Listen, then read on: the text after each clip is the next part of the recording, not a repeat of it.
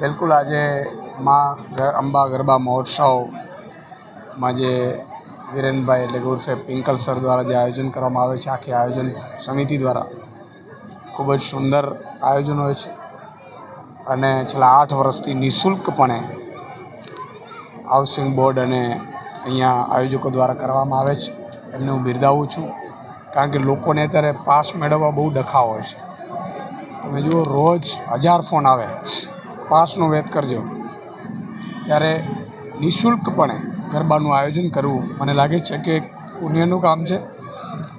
સાથે સાથે નવરાત્રિ છે એ ગુજરાતની ઓળખ બની ગઈ છે. ગરબા આપણી સંસ્કૃતિમાં વણાઈ ગયા છે.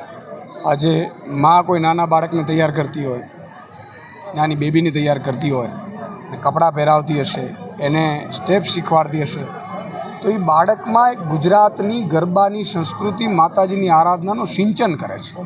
એટલે આ બહુ મોટી વાત છે. અને આજે દેશ વિદેશમાં જ્યારે ગરબા પ્રખ્યાત થયા છે, ત્યારે ગુજરાતનું ગૌરવ, મા આરાધનાની શક્તિનો પર્વ અને આપણી સંસ્કૃતિને આપણી ઓળખ, એ બધું દેશ વિદેશમાં પણ અત્યારે ડંકો વાગ્યો છે.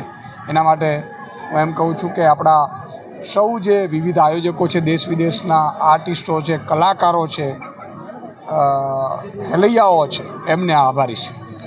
સાહેબ, આગામી સમયમાં સ્થાનિક સ્વરાજની ચૂંટણી આવી રહી છે, તો પરિવર્તન આવશે? સ્થાનિક સ્વરાજ્યની ચૂંટણીમાં ચોક્કસ આમ આદમી પાર્ટી તમામ જગ્યાએ લોકલ નેતૃત્વ પૂરું પાડશે. 12,000 સીટ છે, તાલુકા, જિલ્લા, નગરપાલિકા, મહાનગરપાલિકાઓ. અને 12,000 સીટમાં અમે નક્કી કર્યું છે કે 12,000 લોકો જનતાના અમે પસંદ કરીશું. જનતા જે લડવૈયો હશે, જે અવાજ ઉઠાવતો હશે, અમે તો નિમિત્ત બનીશું. આમ આદમી પાર્ટી માત્ર એને ટિકિટ આપશે, પણ એ જ લડશે. ગુજરાતની જનતા લડશે. ગુજરાતની જનતા અહંકારને હરાવશે.